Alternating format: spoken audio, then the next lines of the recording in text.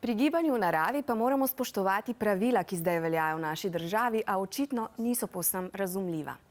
Elena nas namreč sprašuje, kako gre lahko moja sošolka ven, saj živi v 6-članski družini. To sprašujem zato, ker je vlada Slovenije odredila zakon, da se lahko na javnih prostorih zadržuje 5 oseb. Ali to velja za družine? Draga Elena, če skupaj živi 6 oseb, lahko tudi skupaj zapustijo stanovanje. Vlada je določila številko 5, ker je sklepala, da bo s tem zajela večino družin, so pa seveda tudi izjeme. Poleg tega to ni zakon, ampak odlok, se pravi nekakšen ukaz. Če ga spoštuješ, s tem pripomoreš k večji varnosti vseh.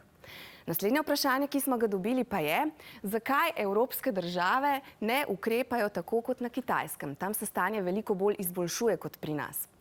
Odgovor je pripravil kolega Seku, ki ga gotovo poznate z zaslonov in spremlja dogajanje po svetu. Res je, da se države vsaka zase in vsaka po svoje borijo proti širjenju koronavirusa. Kitajska je, če se spomnimo, ob izbruhu zaprla celotno mesto Wuhan in vso pokrajino Hubei. Tudi evropske države se na podoben način borijo proti virusu, uvajajo karantene, omejujejo gibanje, prepovedano je zbiranje ljudi in podobno. Ne smemo pa pozabiti, da se Kitajska z virusom spopada vse od decembra. V Evropo se je virus prebil šele februarja, tako da bomo učinke ukrepov videli šele čez nekaj tednov. In še nekaj je morda pomembno. Številne države so dolgo mislile, da virus ne bo zapustil Kitajske, da se ne bo tako hitro razširil po svetu in s tem seveda zamudile kar nekaj dragocenega časa za ukrepanje.